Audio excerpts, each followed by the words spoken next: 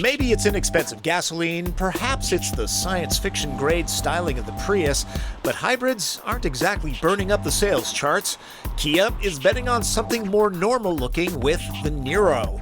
It packs a 1-2 punch. The government says it can average up to 50 miles per gallon, and the cladding offers the vibe buyers want these days. Kind of, sort of.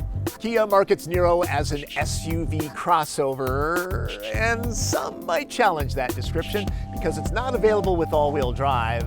Question for you: when did the term station wagon become so toxic? Inside, the ambiance is that of a normal car, or in other words, it doesn't look like a science experiment. The materials are quite good in both touch and feel, especially for the price point. Of course, this is the top trim touring model, and it's fully optioned for $32,800. The $1,900 advanced technology package adds adaptive cruise control, lane keep assist, and automatic emergency braking. Whatever you call it, SUV, crossover, station wagon, Niro has good utility. There's a little bit of storage underneath. In case you haul boulders and heavy rocks, don't put more than 130 pounds on the floor panel. Shouldn't be a problem. The seats do the standard 60-40 split. The squared-off back end helps with hauling. It's easy to get 6 packs of my measuring metric in here. A plug-in hybrid Niro that adds about 25 miles of all-electric range is on its way. This standard hybrid is powered by a 104-horsepower 1.6-liter 4-cylinder and a 43-horse electric motor generator for a total of 139 horsepower and 195 pound-feet of torque.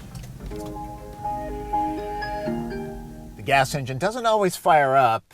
You know, somebody had to write that tune.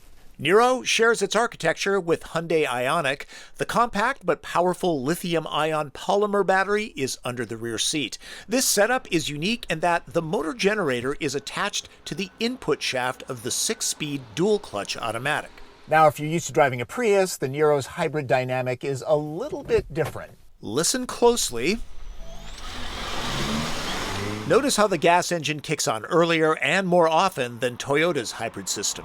That and the fact that the Niro uses a 6-speed transmission, not a continuously variable unit, makes it feel like driving a regular car. Now remember, with the brake pedal travel, the first part is regeneration and then push a little bit further, and then you're getting to the actual physical brake. The dynamic here is pretty good.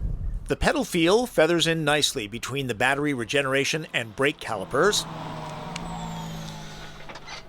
Electric motors have loads of power off the line. So Niro feels fine in city driving, but don't be fooled. It runs out of momentum past 30 miles an hour or so. FYI, according to Car and Driver, the touring model isn't as quick as the least expensive FE. There is a sport mode. It sharpens up the throttle response and gives the steering a heftier feel, but doesn't turn this car into a sports car. For those more interested in fuel economy than design, understand that different Niro models get different fuel economy ratings. The FE model has an EPA average of 50 miles per gallon. This Touring is rated at 43, and overall I saw 40 miles per gallon, which will disappoint hypermilers. Still, Niro's fuel economy is best in class compared to Ford C-Max, Nissan Rogue Hybrid, and Toyota RAV4 Hybrid. Wagon? Crossover? Hatchback?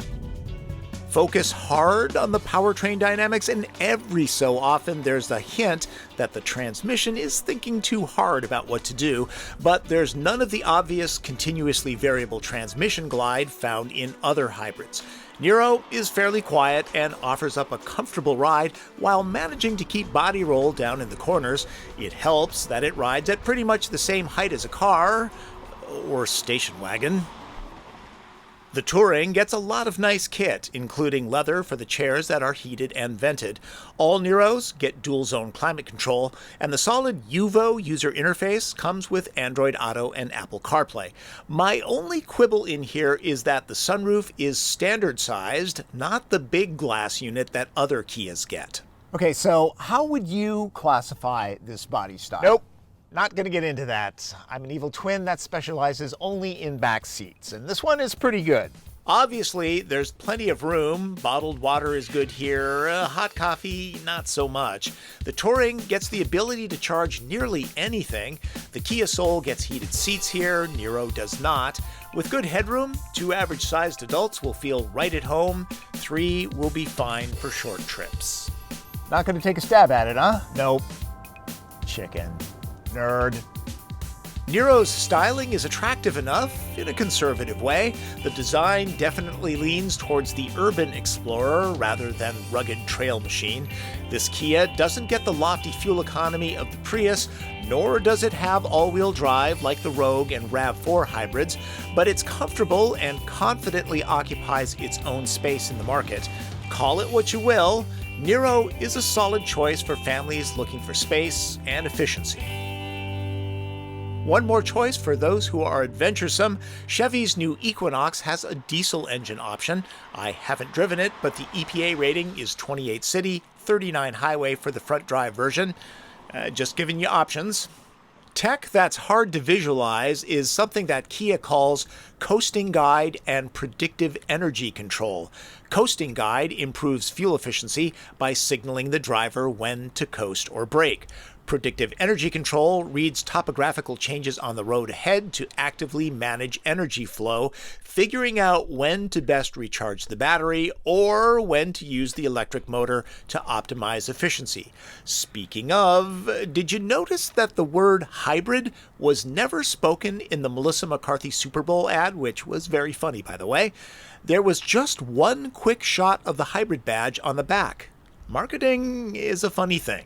All right, gang, that's how I feel about the new Kia Niro. It's fuel efficient, it's practical, still doesn't have all-wheel drive. You know, the Soul is also marketed as an SUV crossover. It doesn't have all-wheel drive. You have to wonder how many more they would sell if it had that. I guess we'll never know. Unless the next generation has it. We'll see. That's Driven. I'm Tom Voelk.